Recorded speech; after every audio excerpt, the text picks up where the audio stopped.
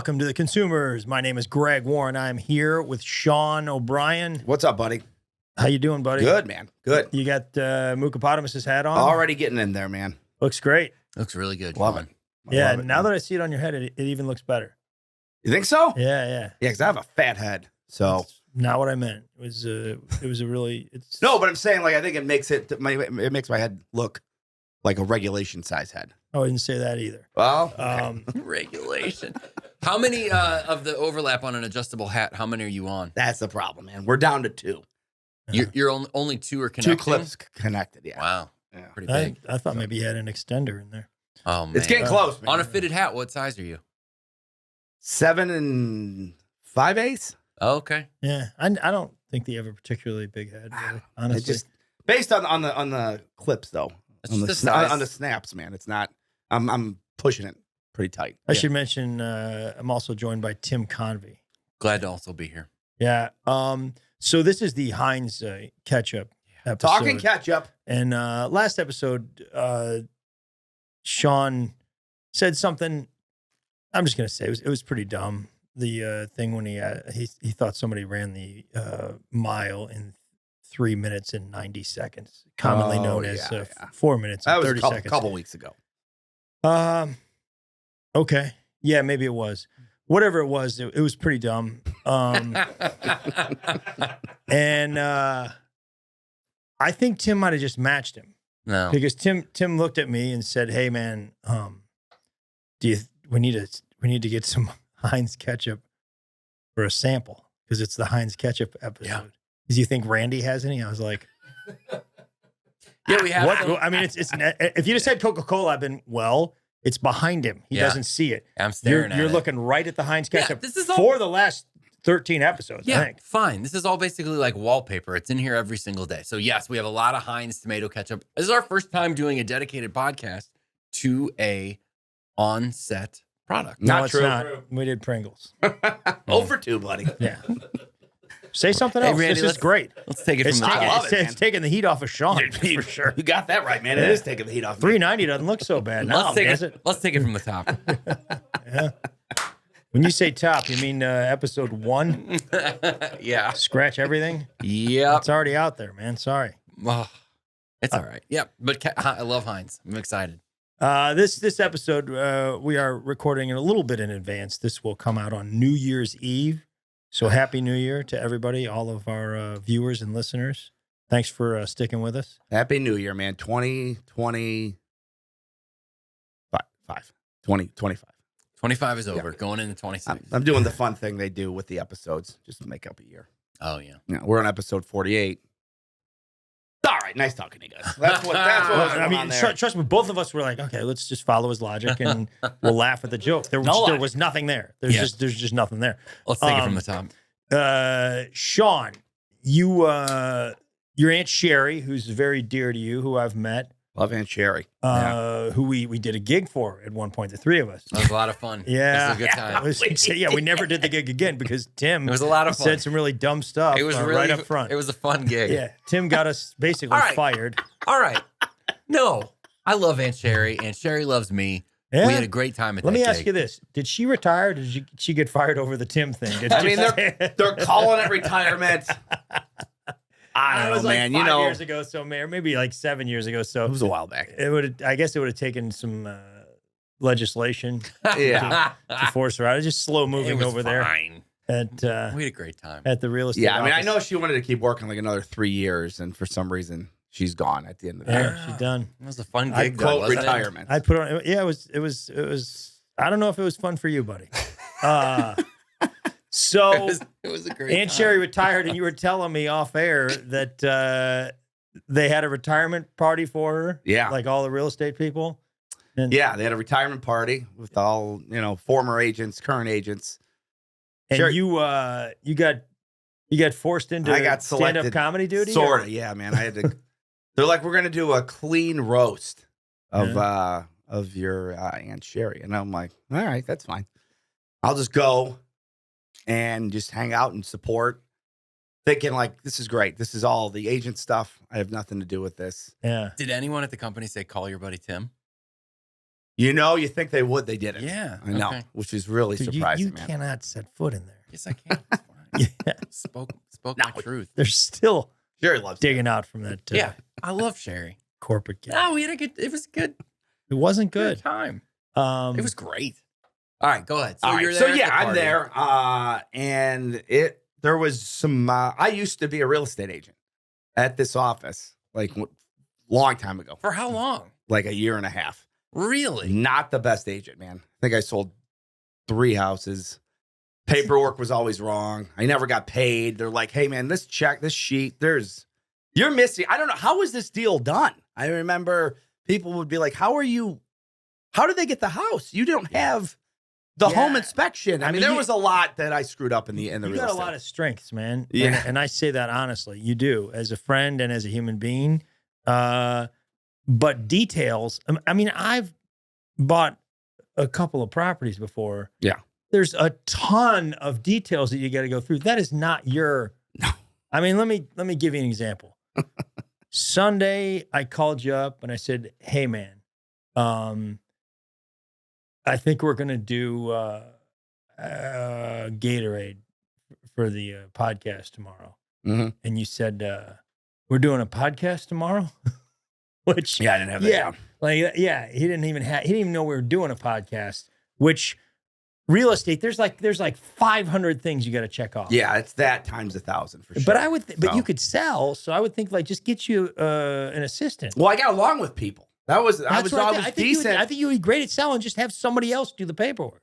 That was definitely what should have been the move, but Yeah. it was just too much. It's just part of the deal. If you're a real estate, like that's just half the game, is just knowing, getting along with your clients. But then once this stuff comes in, once the paperwork comes in, yeah, I was the best case. See, I sold cars. That was easy. That was like 3 things you had to sign. There was nothing going on. But the real estate, if you bought anything, it's a lot going on. And anyways, I didn't have a right, so whatever. Got out of it. Fast forward, the retirement party, same office. And somebody was like, "Hey, Sherry's nephew is a comedian. Get him up there." And I'm like, "No." They're like the paperwork guy. Yeah. Like, he still hasn't been paid in those 2 deals. Yeah. Like, why would he even show his face here unless he wants his check? From the Hamilton account. Right. So I'm like, no, I don't want to. Don't bring me. Don't do it. And they did. They put me up there. Day of. On the fly. Oh, I had boy. nothing prepped. It's a roast, a clean roast. And it's like, I don't know why. Why I'm did you gonna make fun of call my- Nikki? She could not have been more offensive than Tim was at that corporate. Okay, event. well, I'll answer that question. Yeah. You should have called Nikki. Why- She's our friend. She lives in St. Louis. She's the best roaster in the world. 100%. She killed it on the Brady roast. Now, if you were Is she going to offend a few people? Yeah. But then she could have just been like, "Hey, you want me to bring Tim up here?" that's Yeah. true. Yeah. You Close. think I'm offensive? Wait till I get Tim up here. He'll Yeah. burn the room down. Great. I'd have been happy to do it. I'm a Yeah. big Aunt Sherry fan, and I think I have a way with that audience already. I've Oh, established boy. kind of who I am as a comic, and I'm not. I'd So what happened? Did you eat it? So here's what happened. I'm going up at like the end, and it's just all everyone's being fun and nice, and they're almost storytelling at this point. And I'm like, the second they said comedian, I'm like, oh no, I'm not. It's like, now you have to be funny. You have to be. That's generally how it works. the expectation. Yeah. But I didn't want to. I didn't plan on going up in this thing. It was not in my head, and I'm like, well, here it goes. Just throw it in the air. So they had a lapel mic. Is that what it's called? The little. Yeah. So this is official. So this is. Yeah, it's the real deal. So I go something like, I was like, it's a roast of Sherry. I'm like, I'm not going to roast her. I go, I'm going to roast this office. Hmm. And I'm like, guys, way to break the budget, going to Radio Shack with this lapel mic.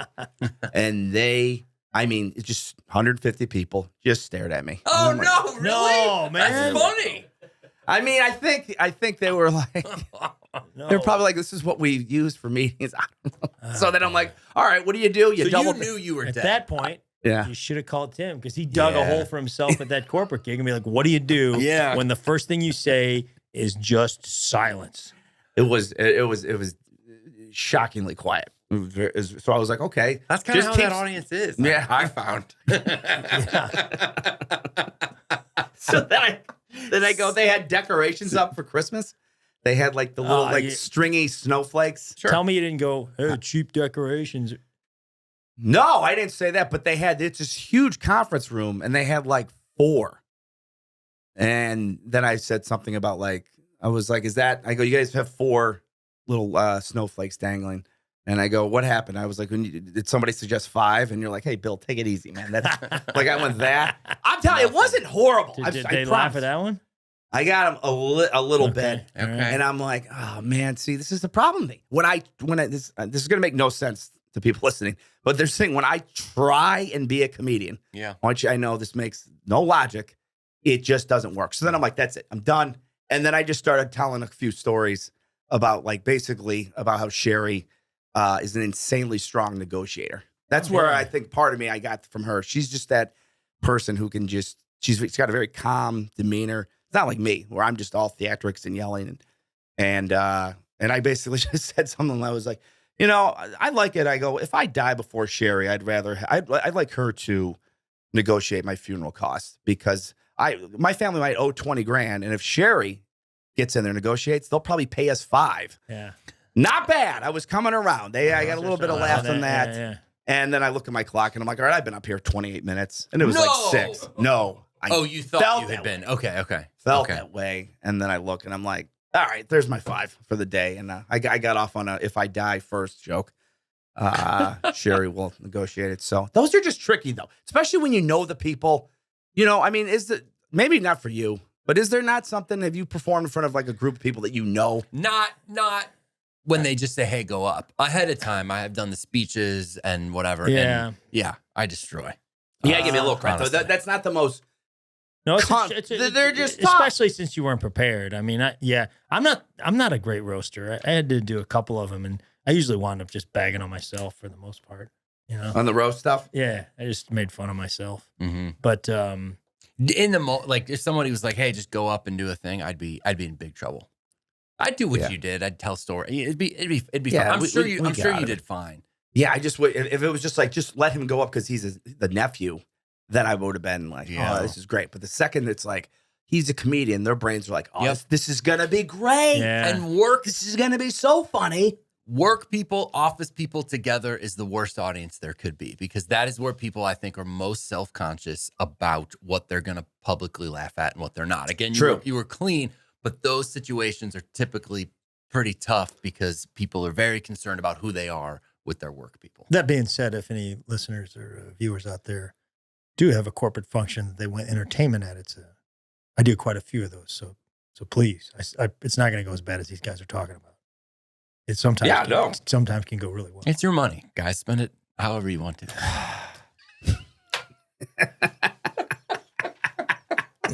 That's what you get, man. You hit him out of the gate 3 times. He's going to punch back. I mean, what do you expect, man? What do you expect? Well, congratulations to Aunt Sherry. Aunt Sherry, 40 plus years. Love you, Aunt Sherry. She's great. Really nice lady and kind of a powerhouse at that company. Yeah, she was like big time over there. So we if it had not been for Tim, we could have done probably an annual comedy show for those real estate agents. What it could have been. I left it a lot on the stage that night, though, right? There wasn't wasn't much left to be said. No, after the things I shared. So it was a long time ago. We had a good time. Huh, Here's to Aunt Sherry. There you go. Cheers. Congratulations. Our brand, as I mentioned this week, is Heinz ketchup. I don't know how we're going to get our hands on any. I know. Do we have any backups? I don't know. Pretty excited about this. How about this? Yeah. Labels up, guys. Okay, sorry. Yeah. My question, I should have done more research. This is a holiday episode, so it might be a disaster. Anyways, meld it in a little bit is what you're they have only squeeze bottles? Because I kind of think that's the case. No, man. At the grocery store? I think you can buy the glass ones at the grocery store. I don't know, man. I think Greg's onto something. You don't think you can buy? We acknowledge that the glass ones exist in restaurants. But you're saying you don't think that is the octagon shape? Yeah, good. But you're saying you don't think you can just get those in a grocery store? You probably can. But it certainly seemed like that was most of what was there. Interesting. Is a squeeze bottle. Well, I'm sure. Yeah, that's it's just easier. But doesn't it taste a little bit better in the glass bottle? We'll get to some of that. Okay. We'll get to some of that. Yeah. Back in the day, guys, ketchup had no tomatoes in it. That was a sort of late addition. What? Yeah. Let me give you This is true. What year are we talking about here? 1700s, well, as far back as 300 BC. Okay. They started using fermented pastes made up of fish entrails, meat byproducts, and soybeans. Sounds pretty good, doesn't it? Okay. The fish sauce called Jeeth Cup or Ko Chiup by speakers of Southern Min dialect was easy to store on long ocean voyages. Here's a recipe for early ketchup. Okay. Intestine, stomach, and bladder of yellow fish. Add moderate amount of salt. Seal tightly. Incubate in sun 20 days in the summer, 50 days in the spring or fall. Wow. That's how you made ketchup. Sounds pretty good, doesn't That's it, man. It's Um, pretty simple. One of the reasons that you didn't find tomatoes in ketchup until late 1800s, I believe, was people thought it was poisonous. They thought tomatoes were poisonous. Mm. They thought they were close cousins of nightshade. You guys know what nightshade is? It's poisonous. It's poisonous. The only place I've ever heard of nightshade was Game of Thrones. I think they talked about poisoning somebody with nightshade. Yeah. Yeah. So what was going on is like when wealthy Englishmen ate from lead pewter plates, the acid from the tomato leached the lead into the food, causing lead poisoning. So it was the dish's fault. It was the dish's fault and the wealthy Englishman. Yeah. Yeah. Finally, James Mees, actually I said late 1800s, it's 1812. He is a Philadelphia scientist created with developing the recipe. He wrote that the choicest ketchup came from love apples, as tomatoes were then called.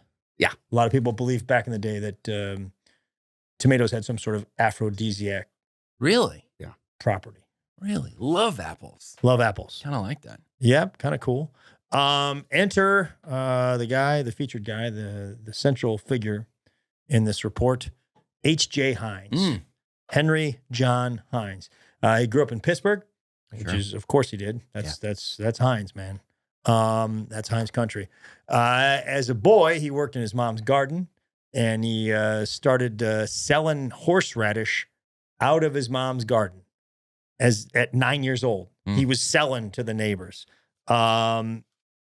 This kid was built for business. Back then, people made their own horseradish, and they did it by grating the plant, and it took a lot of time, and it bruised their knuckles, and it made their eyes water. And he was like, hey, let me do that for you. So it was like one of the earliest convenience foods. He also used clear glass bottles to show the purity of his product, which,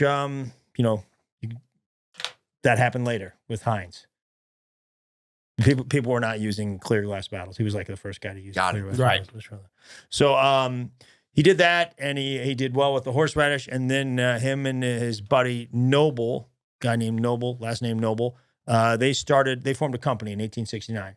And they sold horseradish, they sold pickles, they sold a few other things. And it ended badly in the Panic of 1873.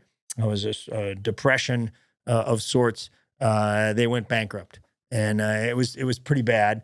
The newspaper, the Pittsburgh newspaper, wrote trio. I think it was him and two guys named Noble, two Noble brothers.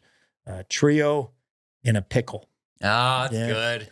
Very good. It's not. I should have used that at the roast the other I day. think it's good. It broke old Noble's heart. It did? Yeah, he couldn't take it. He couldn't take it. He kind of blamed Heinz for things going bad. One of the things they had done is he had bought a bunch of cucumbers. He basically contracted to buy all the cucumbers in Illinois. Okay. So he buys these and says, we're going to buy them at this price. Then panic happens. Cucumber prices go down. He owns all these cucumbers at a much higher level and gotten a lot of trouble for that. I believe my grandfather ran into a similar situation, my dad told me, with meat. He was a butcher. Oh. And I think it was FDR maybe, like, lowered the price of meat, and he owned a bunch of meat at a higher price, and it really hurt him.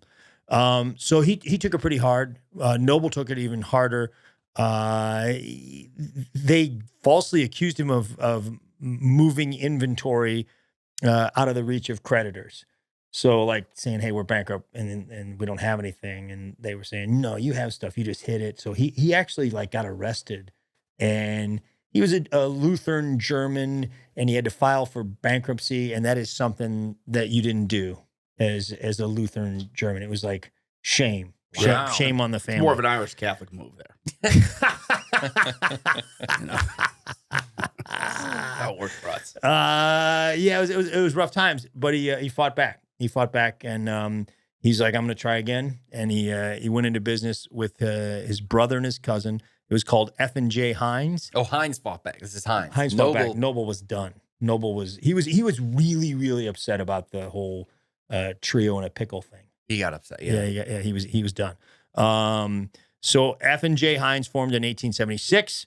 Him and his brother and his cousin, and he vowed to repay all the debts of Heinz Noble. They went out of business, and they filed bankruptcy, so they owed a lot of creditors. Yeah. And he said, "I'm going to pay him back," even though probably legally he didn't have to. He was an honorable guy. He did it in 5 years. So they were off to the races. A lot of cool things going on. I would say one of the most cool in 1896. That's when they came up with the slogan 57 varieties. Yeah. It says that on all ketchup bottles, Heinz 57. All the old ketchup bottles, all the glass ones. I don't know if it says it here. Yep, it does. 57 varieties. There it is. Yep. Yeah, it's just not as prominent. Heinz 57. That thing's in here all the time and you haven't seen that? Yeah. Staring at it every day, Greg. There's no right way there, you could man. see 57. Right there. I could not see 57 from you. Can't read Gotta get 57 your from here. I can. Can you? Yeah, that's how I answered your question when you were looking for it. You got really good. I do have vision. really good eyesight. You have very good eyesight. Same. Yeah. You do too, Sean? Yeah, I Oh. can. I mean, I could win money if we could gamble on it. You could win money? I could read everything under the Coke, like the smallest lettering in the Coke bottles from here. What does right? it say under original taste? What's it say down there?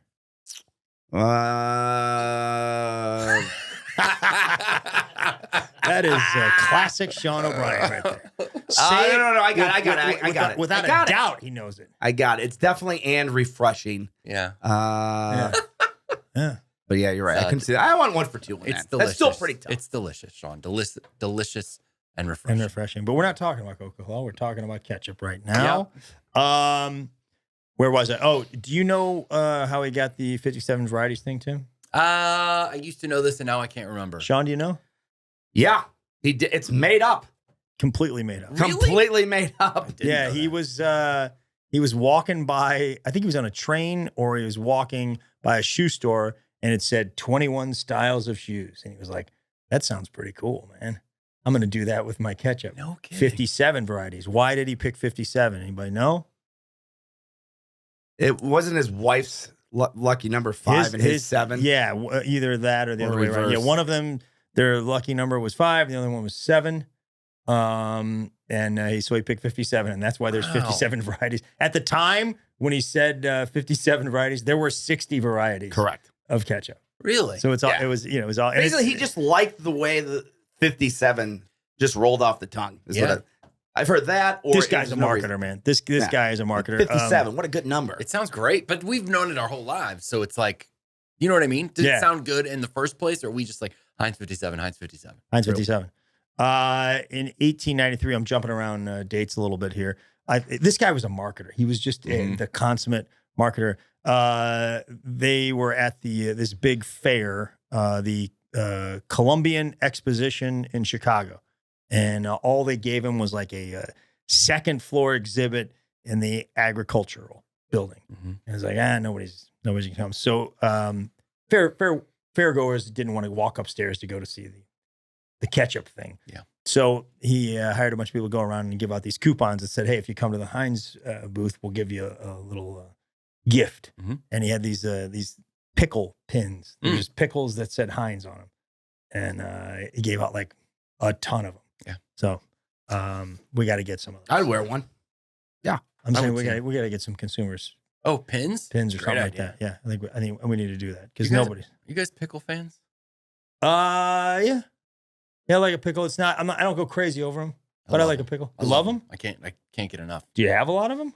Do I mean, there's some at home in my refrigerator right now. What brand?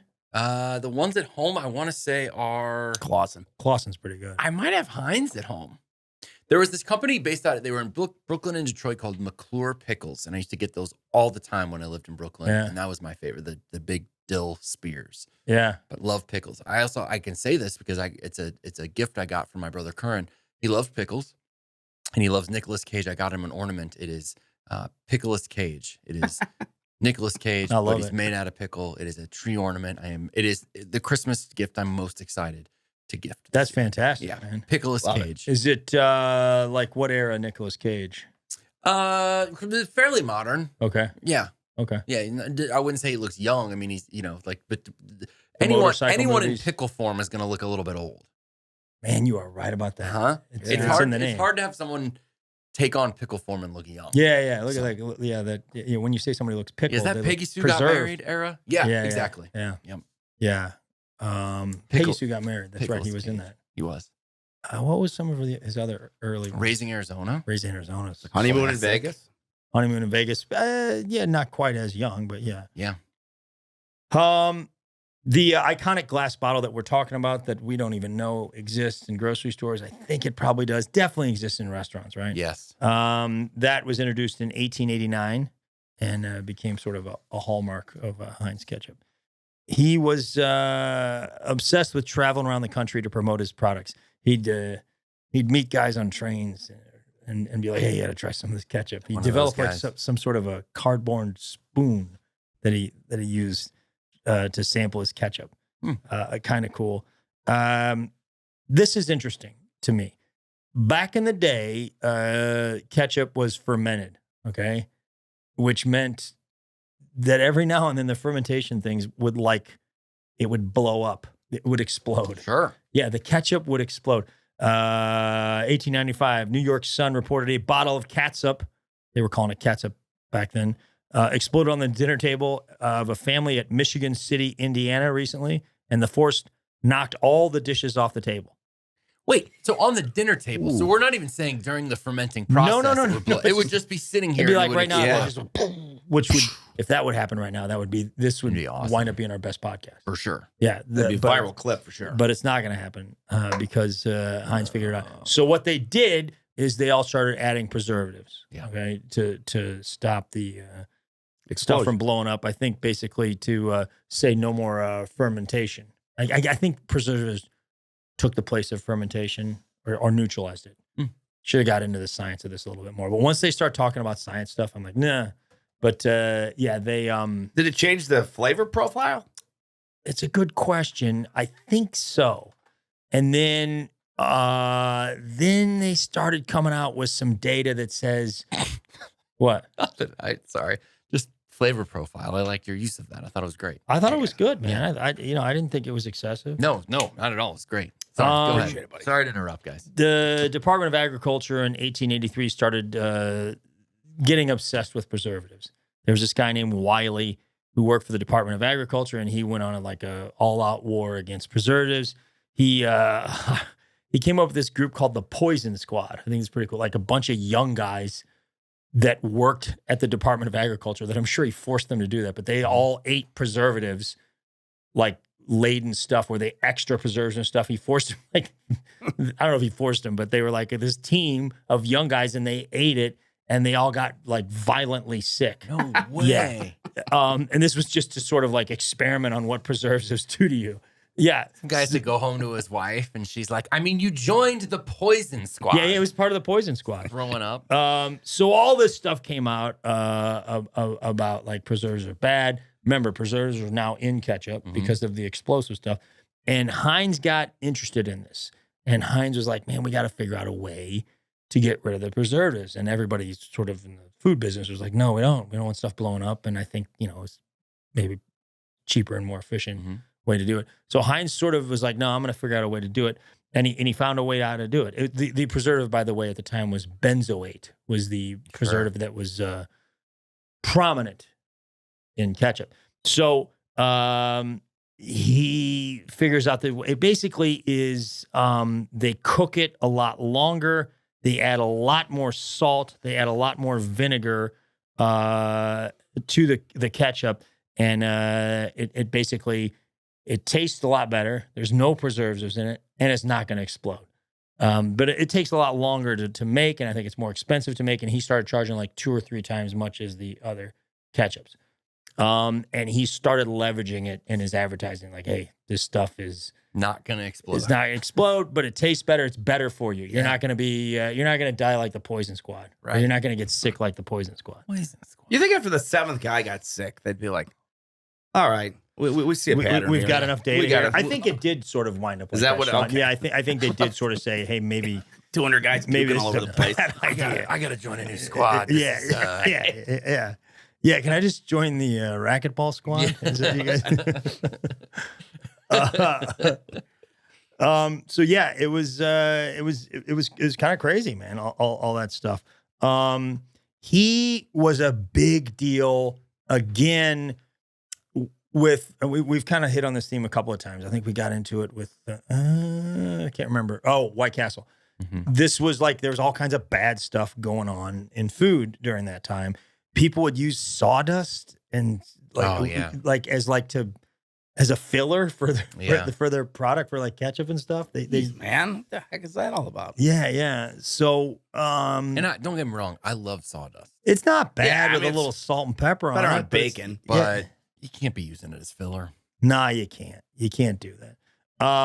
So he was like, man, he made his plants like immaculate. Mm-hmm. The workers got free manicures because they wanted their fingernails really clean. That's awesome. And they got like clean pressed uniforms. They all, they clean the uniforms for them. Bad news, you're on the Poison Squad. Yeah. Good news is your fingernails are going to look great. Yeah. Clean hands. Yeah. Anytime you want. Here are the benefits. Here's pros the and cons. Yeah. Yeah. So they're. That's right, man. So yeah, man. He did all this stuff. He also like you could see into the plant. And I think that was with somebody else too. Was it Hydrox maybe, or was it Oreo? No, I think that was White Castle. Oh no, was it Oreo? I think it was Oreo. I think it was Oreo. Yeah. One of them. You could see into the plant, but you could see what was going on in there, and you could see what was going on in the ketchup because the bottle was clear. Clear. Yeah. And this guy was just a genius marketer too. I'm all over the place on this report, guys. I apologize. Talk about the turn from catsup to ketchup. Oh yeah. That actually was totally Heinz. Just made so the product was referred to as it was catsup. Not only spelled that way, but called catsup. Yeah. And then he was just like, I'm doing my own thing. We're calling it ketchup. Yeah. Just made it up. Yeah. It's amazing. Yeah. And also French at the time, a couple years later, started calling it mustard. Is that true? No. Mustard. I liked it. Yeah. That one didn't catch on. No, it didn't. It didn't work out. No, it's just ketchup, man. He just like I think we're gonna call it ketchup. That's awesome. Instead of catsup. And it was Heinz. It was all marketing. Love it. This guy. And now that's what we call it. That's what we call it. Domination. And it's also like these guys kill it. I guess Hunt's is another ketchup. Hunt's is number 2. Hunt's is not bad at all. But it's that market share. If you look at the shelf, you can tell they're not a big deal. Yeah, get out of here. Yeah, I bet you private label is probably bigger than Hunt's. Yeah, I don't know. You might be right. Kind of worries me. You ever go to a restaurant, they have the private label or knockoff ketchup. That's a red flag. Yeah, if it's not, it's rare. If it's Hunt's, where are you going? I don't know, man. You've never been to a restaurant, you've never noticed that they have not used Heinz. If it's Hunt's, sometimes I'm like, all right, I respect that they're stepping out. Yeah, I kind of like that. Although I don't care for RC. Cola, yeah, I agree. Yeah, I used to, as a kid, I think I liked it. I don't know if they changed it or if I was just so happy to have anything with sugar in it. But when they have RC on the gun, I'm like, this is, by the way, soda on the gun's terrible. I don't drink that much soda. So when I drink soda, I'm like, no way. Yep. I'm with you, man. It's not on the gun, man. Yep. I mean, maybe at McDonald's because it's at a fountain. It's different for some reason. But I don't like a fountain at the convenience store either. I like the McDonald's fountain, but those things are like they juice them up. Yeah, they extra sugar and they clean them all the time. Well, that's what makes McDonald's so fun, right? That's what we're talking about. Right. They use their own McDonald's, ratio. Yeah, they basically just use a ton, like double the recipe of sugar. Yeah. Of the Is it double? The syrup. It's high, you can man. Look it up. It's significant. And they taste so good. Randy's weighing in for the first time. Randy, he's here, guys. Don't panic. Don't panic. Give it up for Randy. Don't panic. I don't know exactly, but there was a process. I was around somebody that was researching it about a year ago, and they have like their whole filtration system, how they cool the lines from where the boxes and all the syrup and carbonation is stored all the way up to where they dispense it in the front. It's like their unique process of dispensing the soda at McDonald's. Great. Thank you to Randy. And we gave Nate the day off today. So that's all. Yeah. He had a lot going on. Yeah. We were like, dude, it's, New Year's Eve, the whole thing. Yeah. I mean, guys had been on every television show available. Right. Yeah. I wish they had Hollywood stars. He'd be on it. For sure. And what's disappointing to me is it's not a lot of live interviews. It's sort of the you shoot someone, they put up. We know that he's mentioning the consumers in all of these interviews, but they're cutting them out every time they cut it out. Yeah, which is crazy. And I couldn't believe because the Fallon interview was such a good interview. Yep. It's the editor, whoever's editing Fallon, is seamless because you would have thought that he didn't mention the consumers. I know. It's remarkable what they can do. And it's unfortunate for us, but we get it, right? Yeah, man. There's lots of stuff at play. I'd be embarrassed if he was doing that on Fallon. But yeah. Agreed. But whoever's doing the editing. Yep. I also, several things. Hoda. Yeah.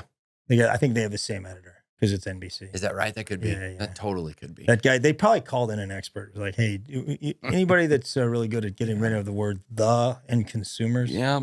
That's what they did. They used some AI probably was involved. Hoda has her own. Allen Iverson. Is the answer. Practice. Hoda has her own podcast, so she famously, if people start plugging podcasts, she will. Oh yeah, I got you. It's unfortunate, but we're happy for Nate. Again, we gave him the day off. Hoda got a podcast? Hoda's got one, yeah. What's it called? I don't know. She's leaving, right? HodaCast.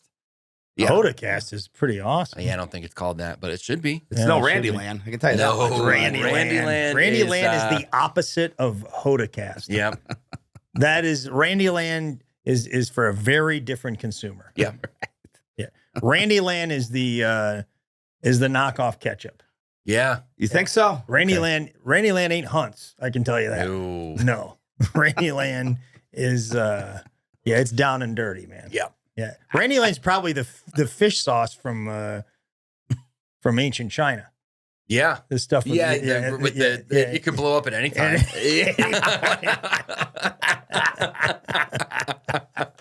You got to be real careful. Yeah. It's high caliber though. It's good. I think we should get right to fun facts because as I understand it from my partner, Tim, we have a lot of comments this week. A lot of comments today. Well, can I jump in? Are we? Yeah, of course, Sean. Now, maybe we're going to get, are we going to get to back when from its conception, what they were putting it on? Putting it on? What were they, what food like items? Primarily? Yeah. No, tell me. I'd love to know. No, I don't know. That's what I'm asking. I thought I was like asking you guys if it was going to come. I was like, here we go. Listen, man. It's the New Year's Eve show. It's the holidays. It is the holidays, man. Some might say that my research was a little thin on this. No. Not like Heinz ketchup. But there's nothing like having your buddy just come up with random questions that I can't answer to make it appear even more thin. We might have to look that up. That is a great question. Hear me out. It started forever ago. It didn't have tomatoes. You're right. They weren't putting it on French fries. I'm not pointing the finger. I'm saying that I did my own research as well. I have a lot covered that Greg hit on. One thing I couldn't find was what they were putting on. They just kept talking about it like, we're using ketchup. We're using ketchup. We're going to put it. But they didn't say what they were putting it on. That's all I'm saying originally. Now, present day, of Anything course. else you want to ask me? up. What were Heinz's kids' names? Literally, I just said that. I said he did a great job. I'm singing his telling you, fantastic I thought it was a little thin, honestly. No, that is a great question. And even today, what percentage of ketchup sold? What is the thing it is going on the most? Is it French fries? Is that an It's insane? French fries, man. Gotta be French McDonald's fries, will right? win. Yeah, man. It's French fries. Burgers and stuff. Definitely got to be. Yeah, burgers, fries for sure. Burgers, fries. What do you guys? I don't really care for ketchup that much. I'll take it on fries, but I more often than not, I do not have it on fries. I'm a mustard guy. I love mustard. Yeah. But I don't want it on my hot dog. I don't want it on my hamburger. I don't really. I kind of like have you had, they're rare, but those ketchup potato chips? Oh, yeah. Those are pretty Yeah. awesome. Yeah. I think Jay's out of Chicago makes a good ketchup potato chip. Interesting. Yeah. Yeah. It's a ruffle. It's not ruffle, that's the brand, but it's like a ridged Jay's, and it has ketchup. It's really good. I love it. I love it, particularly in the glass bottle. I think it tastes a little bit better. I like the sometimes in hotels you'll get the smaller kind of with jar. room service. Yeah. Super fancy. Yes. Yeah, the little bottle. yeah. The miniature. Those. Yeah, I'd like to have that. Love that. Yeah. I also love it if to go order. Sure, you get the packets, which are a little bit annoying. There's not that much ketchup in there. You don't need to refrigerate that, which I find fascinating. I like those, but the one where it's almost like a little tub that you peel back. That's and right. You can either dip or there's a pour side too. I know what you're talking about. I saw one in a online, and I should have noted where it was from, but I think it was from another country, maybe Canada. Mhm. It was like 2 tubs, sort of side by side, 2 mini tubs, and you squeeze them together, and it easily just like when you squeeze the 2 tubs together, they both break open, and they kind of they both go up against each other, and it breaks the seal very easily. Wow. Yeah, it breaks the seal. You don't have to tear little things like this. Oh, yeah. I see. It's like a Yeah, yeah, it's pretty cool. Gotta check that out. That's awesome. Anyway, I'm a big fan. Let's do some fun facts. The speed at which ketchup pours from a glass bottle is 0.045 kilometers an hour, which is also the approximate speed of a garden snail. Not a street snail, Sean. But a garden Garden snail. snail. Garden snail Yeah. specifically. That's really Man, I'm slow. glad you made that clear, man, because that was going to really screw me up for the Most of us, when we picture a snail, it's not always a garden, but this is a garden snail. They're Garden very, snail. very, very small. Street snail, they can run the mile in 390. Those things cook, at least 390. Uh, The world's largest ketchup bottle, we know this because it's basically local. It's in Collinsville, Illinois. you been? Yeah, of course. You been? No. I've been. My mom and I went to. They have a ketchup bottle festival every summer. Yeah. Over in Collinsville. And my mom and I one day just were like, yeah, let's go check this out, man. That's awesome. Yeah, it's pretty fun. They're also big on the horseradish sauce over there. Or is that somewhere It else is in Illinois? horseradish. The plant. It's Southern Illinois is the capital of the world. They produce more horseradish than anywhere else in the world. Wow. I think it is right around Collinsville. It's close to here. Yeah. And the ketchup bottle, world's largest ketchup bottle in Collinsville. It was Brooks was the name of that ketchup. Brooks, that's right. Yeah, that's defunct now. It's not around anymore. Not allowed. They did barbecue sauce as well. I don't know if they did. Thanks for asking more questions. Sean, you got anything else? Randy said yes. Yeah. Brooks? Yeah, Randy said yes. Thank God you're here, Randy. My God. Yeah. John Heinz was a senator. Teresa Heinz is married to John Kerry. So Teresa was married to John. Kerry. Teresa married into the Heinz name. She was the Senator John Heinz's wife. He died in a plane crash, I believe. Okay. And then she married John Kerry. Oh, I didn't know So that. I don't think she's a Heinz. No, she's, yeah. So the John Heinz she was married to is the son of this guy we've been talking about? I think it's a lot farther back than that. Okay. Yeah, this great grandson or pretty. something Oh, like that. okay. Yeah. I never knew that. I thought she was actually. I did Heinz too, Heinz. actually. Yeah. And I almost missed it. But yeah, because she's Portuguese, I think, and they're German. Yeah. So but she was married to John Heinz, the senator. She went from one senator to another senator? Yes, but not like you're making it sound like tawdry or something. I'm not. No, I'm not at all. I'm impressed. They met. I think they met once.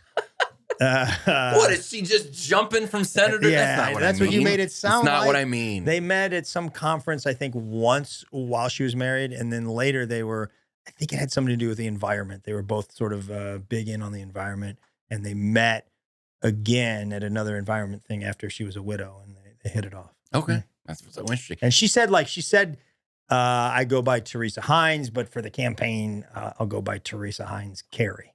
Oh, okay. Just that, yeah, but she goes by Teresa Heinz. Right. Yeah. And I mean, man, in Pittsburgh, Heinz is just, it's everywhere. I love Pittsburgh. That city's been really good to me over the years. A great radio station there, DVE. So I just feel like it's not a second home or anything, but I love Pittsburgh. And yeah, Heinz. Pittsburgh has been okay to Sean and I.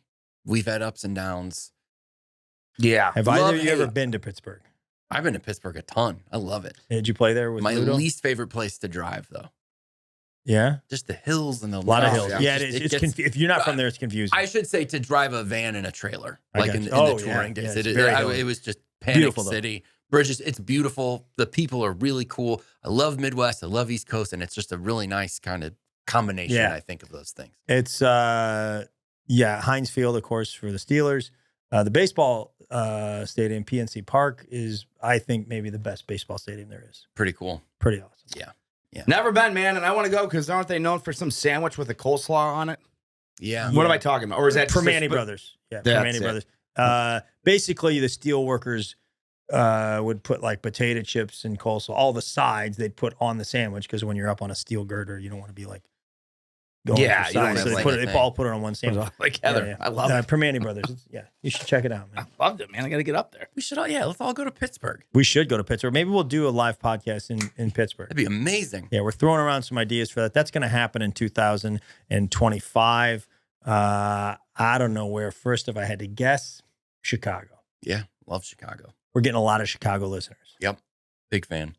That's it. Now that city's been good to me. Chicago. Yep. Yeah.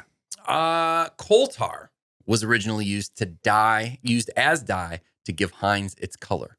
Coal tar. Yeah, it's not appetizing. Coal tar, you would think, would be very dark Yeah. and not involved in making something red. Coal tar sounds like a cartoon villain. I am coal tar. It does, man. Yeah. Oh, no, it's coal tar. Not coal tar. I am coal tar. Well, wait a minute. Is there, You will kneel before coal tar. is there a Voltar? I think there was. Maybe that's Voltar is is that the thing in Big where he wishes That's that he grows is that up? it? Isn't I that think you're Voltar? right. Might be Voltar. People are going to be mad.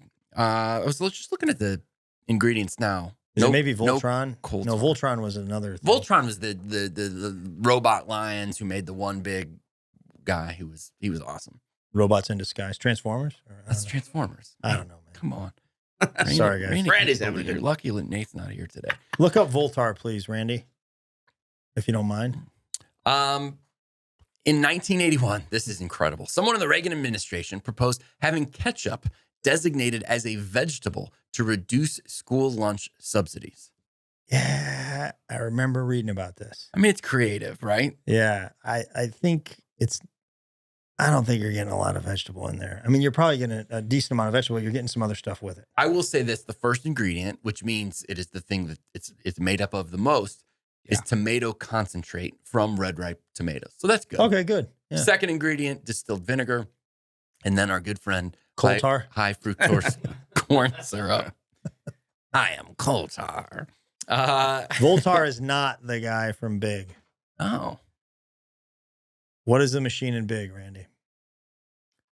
Well, it's not the machine. Voltar. It was Yeah. it was the video game he was playing, right? Yeah, machine is nothing like a video game. What are you talking about? Zoltar. Zoltar. That's what I'm thinking. Zoltar. was right there. Yeah. Oh well. So we've covered Zoltar, coal tar, and Voltar. Yep. Yeah. So, sounds like a whole other pod. But not Voltron. Yeah, we hit No. that a little bit too. Yeah. Walnut ketchup was Walnut ketchup was author Jane Austen's favorite.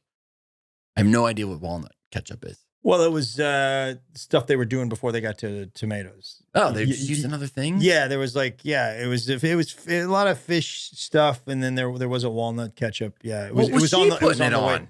on? You'd have to ask Jane, but I mean, here's the thing. Hey, Jane, Tim Convey, listen about this walnut ketchup. I don't know when Jane was alive. I think it was early 1800s, no, late 1700s, late 1700s, early 1800s. Jane, if she's getting behind a product at that time, Yeah. it's selling. Yep. I mean, she was a big deal. Yeah. Huge. Good PR there. Pride and Prejudice, Sense and Sensibility. Clueless. No. Yes. I don't think that was Jane it Austen. is. Clueless is based on her book, her novel. Which one?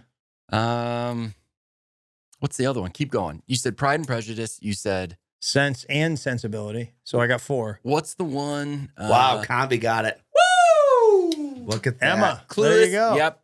Well, Clueless. of course he's going to get that book. Clueless is loosely. Of course he's going to get that book. He married Emma. Clueless is loosely based on Jane Austen's 1815 novel Emma, which they remade Emma recently as well. But That's pretty cool. Yeah. So Who anyway, played Emma in the remake? I think it was. We're gonna have Randy look that up too. People make fun of me. Jodie Foster? We have Randy look stuff up, even though I've got a laptop here. Oh yeah, there. No, hang on. Don't tell me. The gal who was in the Queen's Gambit, and she's the princess's voice in Mario. She's really good. That's who I think it was. Yeah. No, you're not. You're not getting it. We're not now. Yeah, and I'm right. Anna Taylor-Joy. Yep. Okay. Yeah. Anyway, Also in that movie, Bill Nye, not the science guy. that's Bill Nye. He's Nye. in a ton of stuff. He's great. He's the British guy. He's great. He's fantastic. Bunch of stuff. Yeah. Yeah. We'll do Jane Austen as a brand. I think real soon. I don't think we will. Yeah. No, I think we should put it. No, I think we might do Clueless. We're not going to do films. That's not really a brand. You can't just do a movie. Yeah. But Do a We could do studio. like TriStar. Yeah. Yeah. TriStar. No. I mean, I don't know. I can't tell. I'm aware of TriStar, but I can't tell you a single movie that is TriStars. TriStar? I don't even. Yeah, I don't know. Warner Brothers, maybe. I don't know. I just thought that just. I feel like that would be like the 8th guess. But that's not I would argue that's not a brand where people are like loyal. Like, oh, dude, I love True. Warner. I love Warner Brothers movies. It's not. Yeah, Oh, did you it's see the what director, TriStar's though, working on? The director. Yeah. You would be like, I'm going to go see a. We could do Tarantino. I'm not going to say a director because he's gonna make fun of me for that. It's like, that's the 25th most popular director, dummy. No, we could do Tarantino. We could do Spielberg. We could, of course, do who everyone knows directed A Walk to Remember. I don't know. Yeah, see, you don't even know. I got blown away by the actors. I didn't need to know the directors. It was The thing directed itself, really. You got a story that good and a cast that strong. And the writers and the actors took it over. Yeah. And they took it and ran with it. Yeah, they did. They did. The 3 central characters were just powerful. Phenomenal. Oh my God. All right. Yeah. I mean, I would say it's the 2 young people that are falling in love, but also her dad, Yeah. Manny Moore's dad. Yeah, that was the main people. You and I got to watch it. I know, man. I mean, it's just too amazing. Sean's gonna hate it. Yes. Tim's gonna hate it too. A Walk to Yeah, I'm not gonna lie. Sean doesn't like many of the movies or TV shows that I like. He doesn't like The Wire. He doesn't think. I know. You don't like The Wire? He I doesn't think it's a don't good- like it. It just wasn't like this thing that was like, oh, it's the greatest show of all time. Oh, it's top 5 for me for sure. Now, I only went through 2 seasons, and I'm just like, I just wasn't having it. So, Okay. I mean, this is how I feel. I'm sorry, man. It's okay. I respect No, it's you. okay. I'm just and it's I'm just saying we probably don't see. You probably are not gonna like Walk to Remember. It's very. I'd give it a shot, It's man. very similar to The Wire. Yeah, it's Hard. It's like be a Netflix recommendation. If you watch The Wire, you'll probably Mandy like. Moore is kind of the Omar character of Walk to Remember. I could see that. I could see that.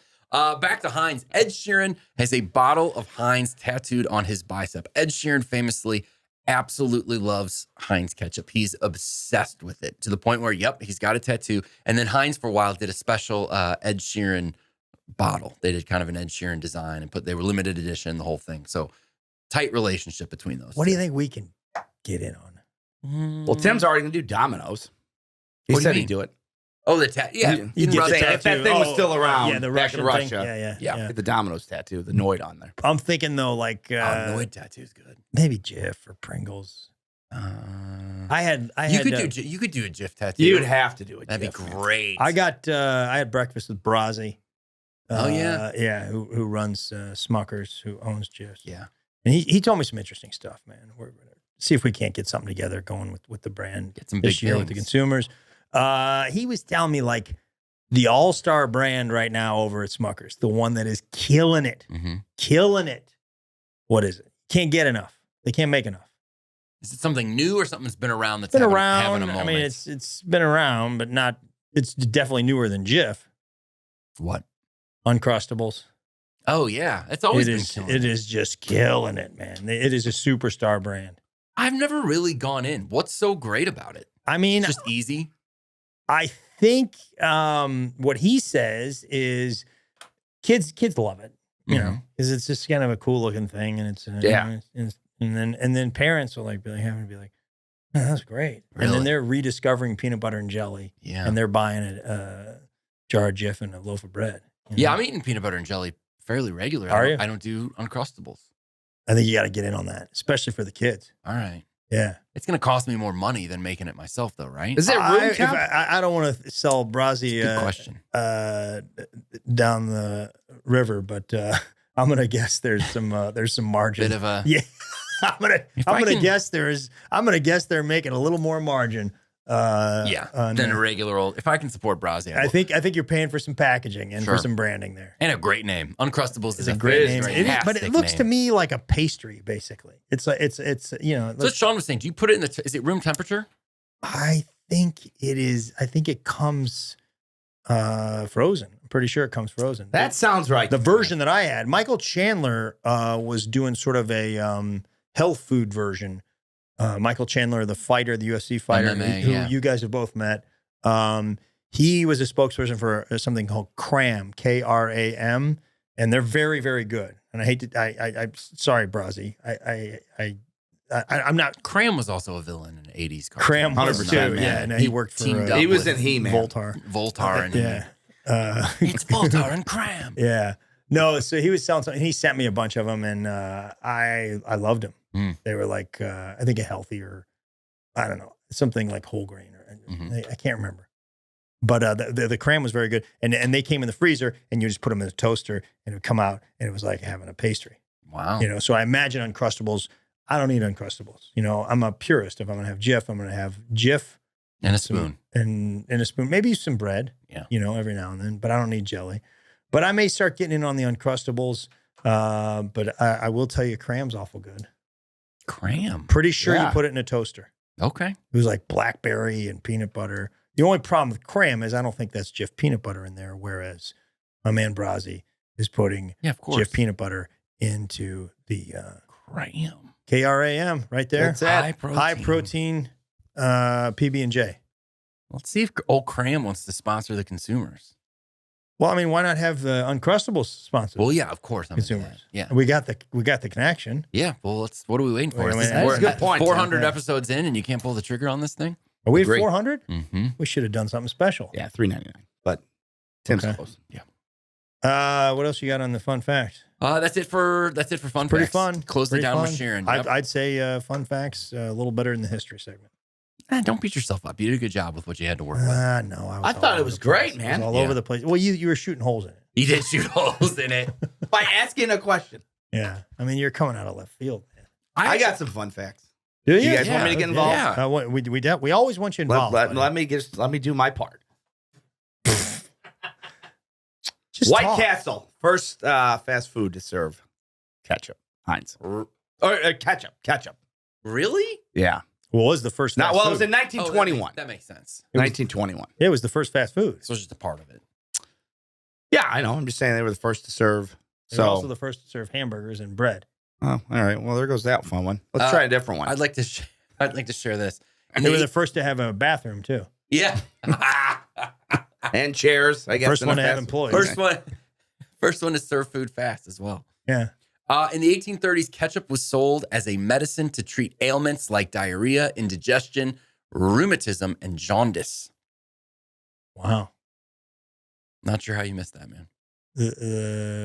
That's a fun fact. Well, it's not that fun, but are you interrupting his fun fact segment? You had your fun fact segment. Well, mine got debunked. Or mine was basically like, we know. So yeah, no, I thought you had something. I got another one. Yeah, go ahead. Okay.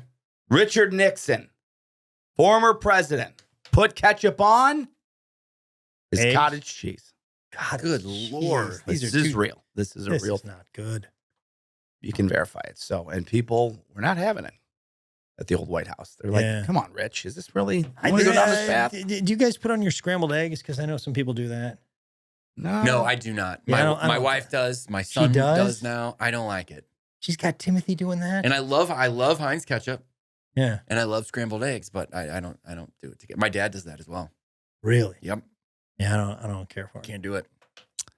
Salt and pepper is all I need on my scrambled eggs. Same, man. If you do them That's all right. I do. Yeah. Maybe a little cheese. Let's do some comments, man, is what we should do. Comments, you got it. These are comments from the YouTube page. Please keep on commenting on there. Comment in the consumers fan page fan page over on Facebook. That was a little Greg Warren stumble. Yeah, I've had a few. You're a professional A broadcaster. little sleepy. You know, this time of year, things get a little bit crazy. I know, man. Guys, we're coming out strong in January, so don't beat us up over this episode. This episode's fine. It's fine. Yeah, but I don't know why he's all sour. It doesn't feel like Great we're firing. job today. No, it's good. Everything's good. I mean, January is going to be strong. Yeah, January, though. We're coming out with See, something wait to see right what out we of the have gun. coming around the corner. If you're on the fence about this thing, we're going to turn the corner in January. Yeah. No, some people are in. Some people. Well, let's get to some comments. Austin Rencamp 8205 said, "I just went camping the last couple of days. I brought some peanut butter and jelly materials from home. Jif, of course, for the peanut butter. Then I stopped for some gas, and the station had some Kit Kats for $1 a piece. I got 3 when I finally made camp in the rain in Humboldt County, California. Shout out, California. I realized I had the supplies for Greg's recommendation. You guys were so right. Kit Kats and peanut butter was life-changing. Holy cow. I ran 10 miles in the Redwoods the next day and with that energy, and it was so delicious. You guys are the bee's knees. Thank you." 10 miles. Off Kit Kats and peanut butter. It's pretty good. Yeah, these Super. are. I'll tell you this, and I used to be a runner, and I still work out, but those two Gregs are very different Gregs. Sure. The Greg eating peanut butter Yeah. and eating Kit Kats dipped in peanut butter, that's usually followed by several days of not running 10 miles. Yeah. Well, Yeah. Works for this guy. This though. guy's awesome. It is delicious. So lots of comments on the Gatorade episode. Sally Duke 8006 said, "I had to drink 64 ounces of Gatorade before my first colonoscopy laced with Marilax. Yeah. I cannot drink it now." So a lot of people, I brought that up on the Gator episode. A lot of people said, yeah, I cannot look at it now after the Incidentally, colonoscopy. incidentally is what I meant to say. Yeah. Miralax is A PNG. Coulter's sister. Oh. He's right, man. That does check out. Yeah. I got that in my notes. Yeah. That's really good. Yeah, but I'm not going to read all of them, but a lot of people said, yep, cherry Gatorade is dead for me. People went on and on. So I think it's good to. I didn't know there was a cherry Gatorade. Fruit punch, I thought. Glacier cherry flavor. Glacier cherry. Yeah. Yep. What's the one? But that- I think it's clear. It's like a white. It's not red. Oh, that could be. I don't think it is. Yeah, could be. Brett Schnoblin, who I feel like we've read a few comments from, he said, Brett gets in there, man. we talked about the fruit stripe gum, how the wrapper is edible. He said, yeah, I think the FDA required the wrapper of fruit stripe to be edible as kids were likely to eat it. Also, did you know the stickers on fruit and vegetables in the produce department are edible as well? No. Yeah. I mean, I read it right in our YouTube comments. It must be true. Yeah. That is true, man.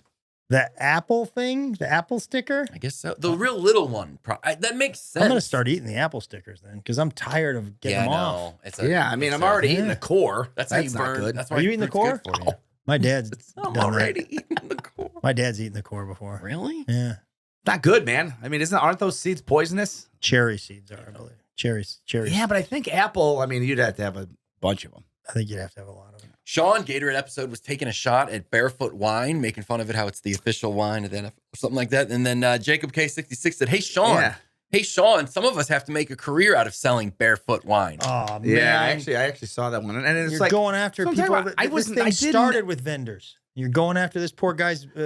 I did way to not make a make living? fun of Barefoot Wine. Food on his I was table. just saying it's kind of, you think NFL. Right. No, you're fine. That you say I connected out. No, he's a handsome man. I'm sure. I'm not. What is By the his way, attractiveness I'll plug have to this. do with this? Here. Was he I don't putting know. pictures up? Were you like, oh, he's the one, man. I'm gonna Might go. not even be a man. We sell at the St. Louis Funny Bone Barefoot Wine only. So there you go. That's the That's only it, man. wine you can get at the St. Louis Funny Bone? Yes. Back when I used to drink Barefoot wine, I can tell you that if you really wanted other wine, the owner who likes wine, Gerald, had some really good stuff next door. Oh, Yeah, the secret stash. Yeah. private, Yeah. his own stuff. J. Lore, I think, was what I was drinking over there back in the day. Hello. Yeah, it's pretty I good. don't know what that is. MC Morris 6714 said, delighted to be among that episode's well-curated comments. Without being very rapacious, I hope I get another comment read in the future. Very excited to have tickets to see Greg in DC. All right. Oh, yeah. Yeah. Rapacious. You used the Sean's word It of was the a day. Sean word. Yeah. That's really good. Amanda Akers Homestead said, I love the podcast in part because of the conviction with which each of you says incorrect things. Brandy Chastain took off her shirt, not Mia Hamm. Rookie of the year. I didn't say that. She's wrong. I didn't say it was Mia Hamm. I said, you remember when the other girl took off her shirt? I did not say Mia Hamm. You didn't? She's doing exactly what she said that I'm doing. I didn't say that. Oh, well, I'm with her. I misunderstood you as well then, because I thought that's what you were saying. No. Well, she continued. Rookie of the year was about Henry Rowengarter pitching for the Chicago Cubs, not the Twins. I don't remember us saying that. No, we definitely didn't I say said that. the Twins, but there was a Oh, did you? There was a twin. Wasn't there? The Twins movie is where the kid manages the team. Yeah. What's that called? Is that what? Randy. It's called the kid manages the team. Kid manages the team. Is that what Tom Selleck? He inherits a team. No, that's Mr. Baseball. That's Mr. Baseball. Which is really good. Good movie. What's the one where he managed? I can picture it. It's the Yeah. Twins. The guy. Little Big League. Okay. Little Big League. Yeah. He confused them. All right. So anyway, she said there were at least one or two other inaccuracies said in that same small. She couldn't even keep track of all the wrong things we said before she could even complete her coffee. It's a miracle I didn't spit my drink up. Love you guys. yeah. Here's the thing. I know what I meant when I was talking about Brandy Chastain. I didn't know Brandy Chastain, but I knew it wasn't Mia Hamm. Now, I could have had some It's all right. slips of the tongue where it sounded like but I knew at the time I didn't mean that it was Mia Hamm. That's all right. It was kind of like me with the clock, man. Like 390.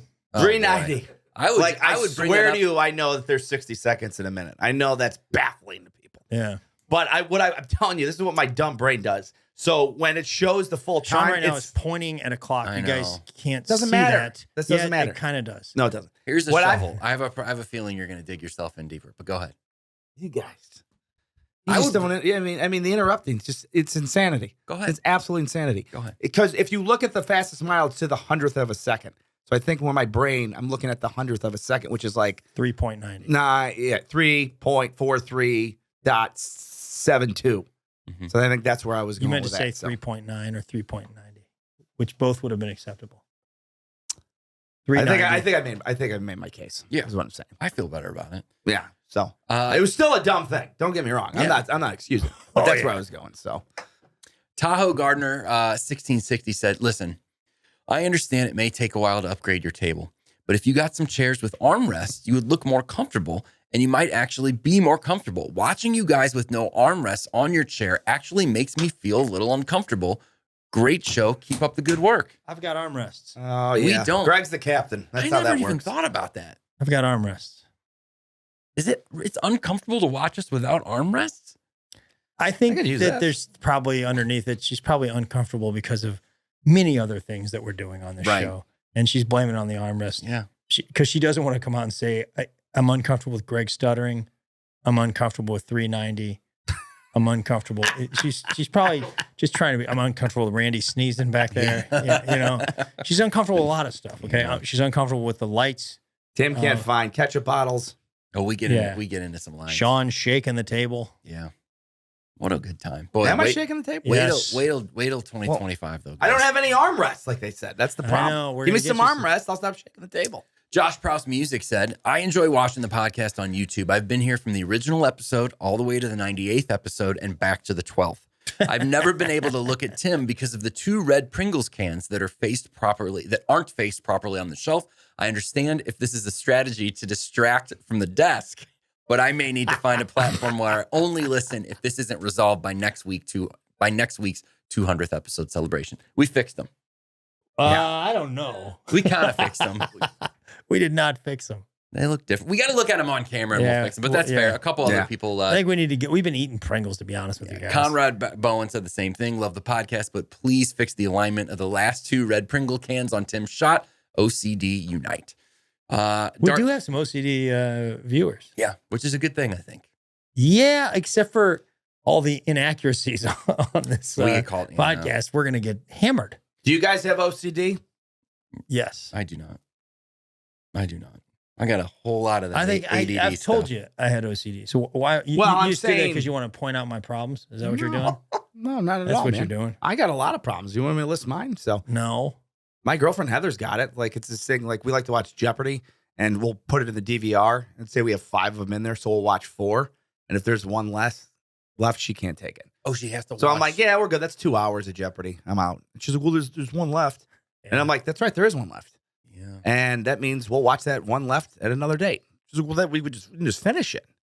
And I'm like, or we can just let it sit. It's DVR. It's not going to disappear. Yeah. She's like, well, we should just finish. I was like, just say it. I know what it is. You got it. It's the thing, the number. You can't have one left over. So now my move is it's always about having one left over. So if we have dinner and say we're having French fries, and if I leave like one, I'll leave one French fry. She's like, why don't you just finish your meal? Just good. So you leave it just to make her angry? You better believe it, man. She has just to get her going. Supportive partner for that. Yeah. Yeah. It's more and fun. So Yeah. But it's just that thing. That would be, I think, considered OCD though. Well, yeah. I'm not picking on. I have ADD severely. Yeah. I don't remember even what this episode brand's about, for God's sake. So It's Heinz, man. oh yeah. Okay. Heinz, See, dude. that's my point. Look behind you. It's right behind you. 50 What are you, cents. Tim? Yeah, use that great vision of yours. Hey man, I did get one word. I would You can make fun of me. completely read anything. I would win any game. Well, I don't know that one. I said refreshing. I got 1 out of 2. That's still pretty strong. 50%. Darth Elliott said, the way those Christmas slides look on the table is very on brand for a podcast about brands. That's fair. This will probably be the last step Oh yeah. with the Christmas Look slides. at this. No, beautiful. I'm calling it right now. It's permanent. They're staying? Yeah. Love that. I'm in. Yeah. I like Totally that we in. have like 9 random bulbs out. No, too, we're not here going on to make video. them permanent. This is Totally the end of them. in. And next year, we're going to come up with something different. Mark Brown 80 said, Randy Fax, he was an Allman Brother. His one-man band is a supergroup, and he successfully avoided the Noid for 30 years. And he's the only man to ever out Pizza the Hut. I like this. Is sort of a most interesting man in the world Yeah, people like Randy, theme. which is why Randyland, I mean, that did his take. Hey, him who off. was Greg Allman married to? Cher. That's it. Among others. Okay. Yeah. Gotcha. Because his son that Randy was in the band with, Cher's not his mom. That's where I was going with this. Yeah, no, I mean, he That's I was gonna say. So is Randy? Cher's the not your son mom, of- is she, Randy? Okay. your mom is not Cher. Have you met? You were in a band with Cher for a minute too? Yeah. Okay. What was it called? The Randy Cher Yeah. project. Randy Land Share. C. Bailey. Randy Cash Project. No, I like that. I like that. C. Bailey 4322 said, hopefully Little Debbie's on the docket. I don't actually eat Little Debbie, but as a child, it was and is a mainstay. I love the podcast and have been here since day one, really enjoying the dynamics between all of you, especially Greg and Sean, busting each other and arguing like brothers. Those who complain must have not had brothers in their lives. That's fair. Yeah. Tim? Yeah. I think Little Debbie would be a good one to do. Yeah. We took a little break from some of the stuff. We were getting a little crazy with how much food we were eating in here. Yeah. Yeah. I mean, Little Debbie. The problem with Little Debbie is like you could eat 7 of them. Exactly. You just eat 7 of those. And I'm talking boxes. Yeah. I mean, I would do it's that. not healthy, but they are fun. C. Bailey goes on to say, Tim is just a breath of joy. Yes, I said it. All 3 personalities combined, the podcast is absolutely consumable. I'll Man. take that. It is good. And I want to say, people Say it. hated when I said you have been consumed, and we won't No. do that anymore because they said it didn't make any sense. It can make sense. For the last hour and a half, you have been consumed by what we were doing, Okay. meaning that you were all the way bought in. Yeah. I'm not saying I'm going back. We're going to stick Yeah. with you have the right to charge your phone, and maybe we'll come up with something else. Sure. Probably not going to be anything about ketchup. But Never know. But yeah. Yeah. you guys have- follow me? It makes perfect sense. But the way you said it, you're like, you've been consumed. Yeah. It was yeah. like Yeah. dunked on them. Yeah. Like, Yeah. and one Yeah. type vibe. And one. And one. Yeah, exactly. Exactly. There you go. There's our new one. And Yeah. one. You want to just do and one? Please don't. They would. And one. We would Yeah. instantly. That would be the last episode people listen to. So- Now, let's say this was a like button right there. What would you tell people to do to that? that right there, you gotta smash that like button.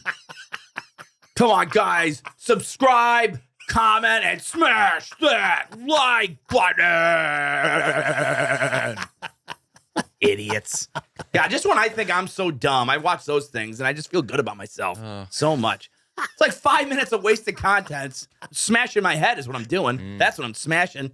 You can just do your videos. Stop telling me to do. I'll like it if I like it. Or I'll subscribe. If I like the thing, I'll subscribe to the thing. You don't have to tell me how to behave. Yeah. It's insufferable. You don't care for it, huh? Wouldn't like it. It's just, I don't mind if you're even just like, hey, man, do me a favor. If you can, it helps me out. There's a couple of guys I've seen that are like, it helps me out. If you don't mind, they do this like big pitch. It's just cartoonish and dumb. And it's just like, it's that thing where, and I found myself in college. We thought we were all real clever because you just come up with another word to say for some, like instead of saying press the like button or hit the like button, you say smash. Yeah. And then you all think you're real cool. oh, they think That's they're what the coolest, man. Yeah. Yeah, it's just irritating. Yo, dog, smash. Like, comment, subscribe, and smash. Smash it. You mean take my remote and just hit the center button? Like, what are we Smash doing here? Yeah. It's just so callow. Yeah.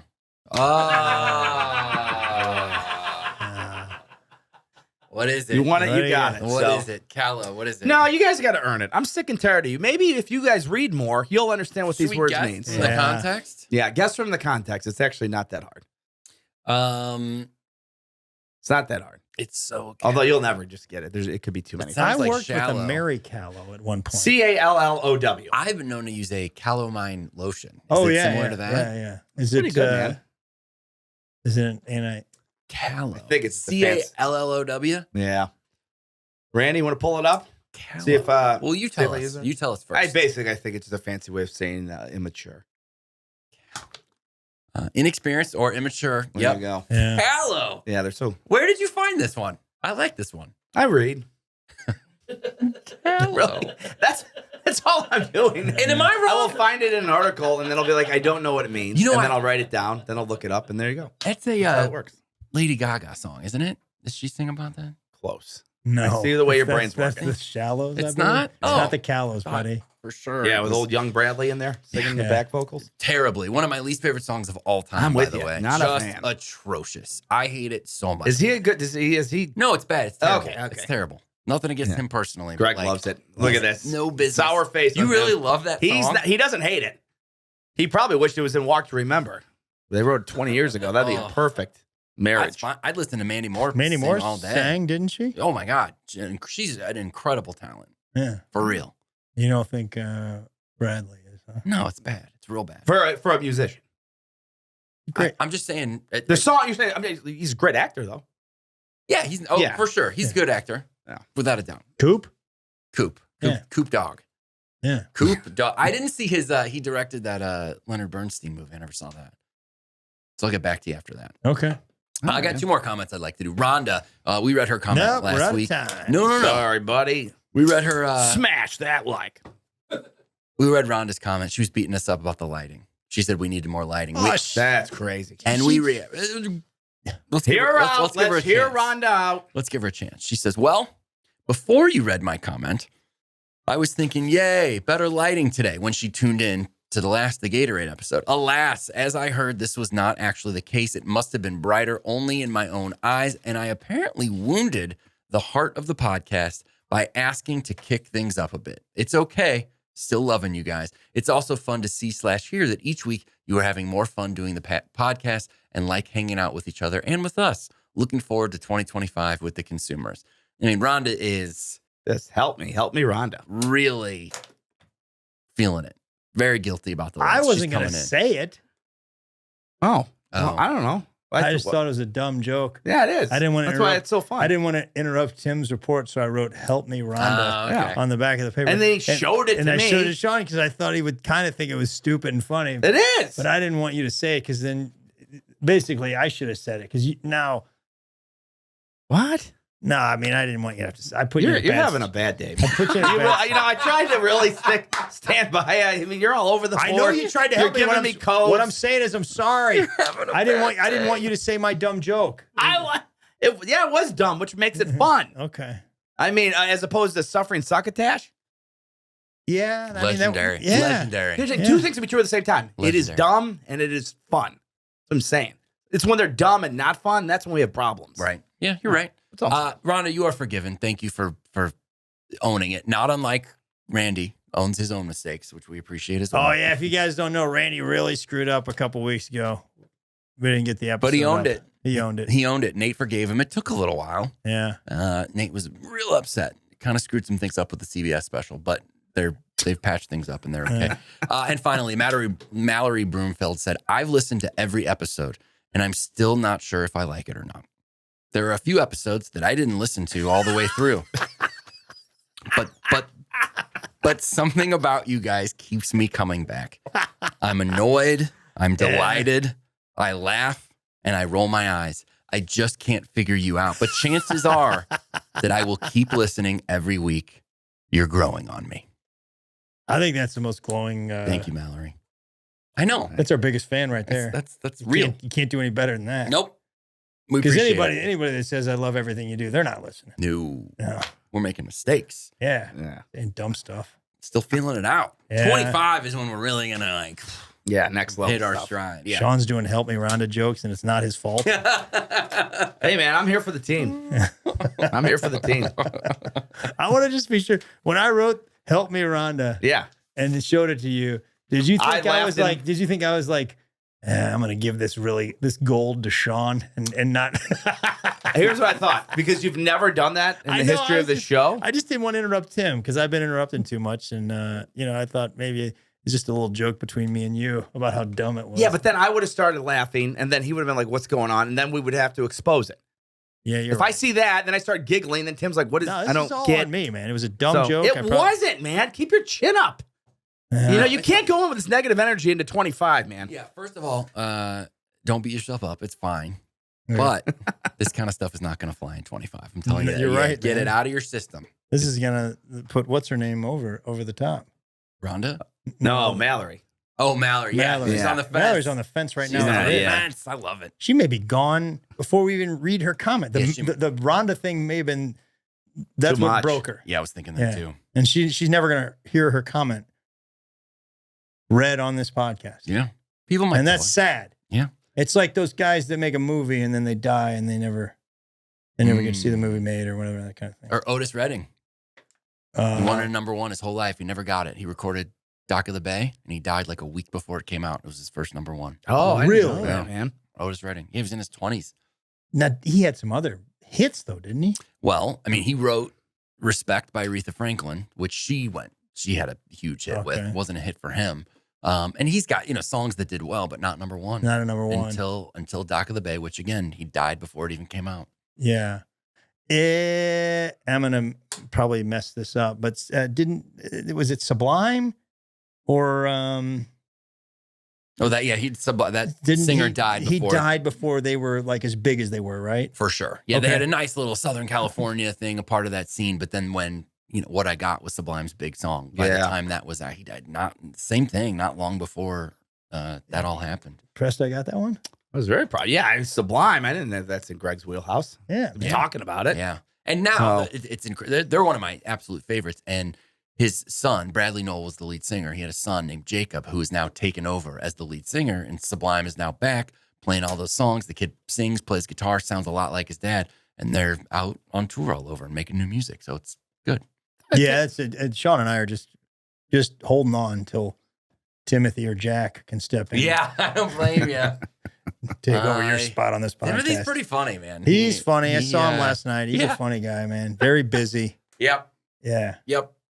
He's not as good as me at like curating comments. No, but I think he could hold his own. Yeah. Yeah. No, we're looking. How old is he now? Almost 3. He'll be 3 in a couple months. Probably audition when he gets to be 6. You think Give him so? an audition. Yeah. Just to see what he's got. We don't expect him to come in at 6 and knock out of the park. But if we see some promise at 6, because we're not going to fire you. Okay. Right off the bat, we're going to be like, hey, listen, Timothy's looking good. Yeah. I would look for another podcast within the next year and a half. Okay. Is what Sean and I have agreed. Yeah. Yeah. That's fine. Yeah. If we see promise within Timothy. That's fine. Timothy likes both of you guys a lot. More than I do, for one. So that's probably a good thing. And quite frankly, once we launch Randyland, I'm probably going to jump ship over there anyway. You'll leave us, won't you? Yeah, I will. I'm not afraid of it. Yeah, man. Yep. It's bigger opportunities. Yeah, absolutely. Yeah, man. Here's what I'm going to say about that. Yeah. Okay. Sure. You went to an exclusive private high school. It was not easy to get into. Priory. It's a lot of very rich kids. Tough academically. It just doesn't match up with Randyland. Okay.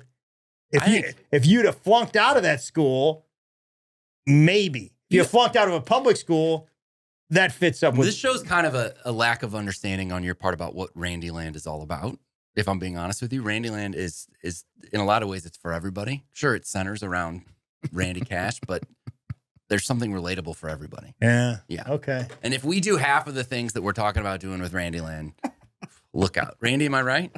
You are 100%. Yeah. He's a star. People know it. 100% correct, my friend. It is very highbrow operation. Yeah. Highbrow. Randyland. Really? Man. It's so many things. It's highbrow and lowbrow. I guess I just don't understand Randyland. No, which is I'm ashamed to say. kind of what I'm telling you. Okay. Yeah. I kind of thought of it as it started as a knockoff version of Candyland, the game. You're saying it's grown into something evolved. completely different. Oh, yeah. It's in a lot of ways, it's a state of mind. It is a lot of things. It's very, very, it's just very exciting to be a part of the ground floor. Okay.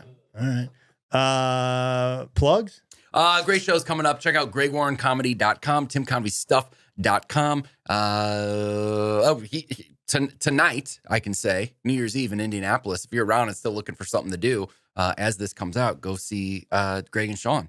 Yeah, buddy. We're not here right now. We're there. Yep, you're there. Syracuse Funny Bone, January 10th and 11th, you can see Greg. Springfield at the Blue Room, January 17th and 18th, you can see Greg. And then Sean, myself, St. Charles Funny Bone in the St. Louis area. Streets of St. Charles Funny Bone, January 16th. Mean Streets. The Mean Streets. Tough streets of no name. January 16th through 19th, we're going to be there. Kevin Bowers will be there. I'll be doing the music thing, doing the stand-up show. Greg is going to join us on Sunday the 19th. So get tickets. Tickets are on sale for that right now. stlewisfunnybone.com. Happy New Year to everybody. Thank you so much for helping us launch this podcast in 2024. We really, really appreciate all of you. My name is Greg Warren. This is Sean O'Brien. This is Tim Convey. You have the right to charge Your phone. Go Bills. Help me around it.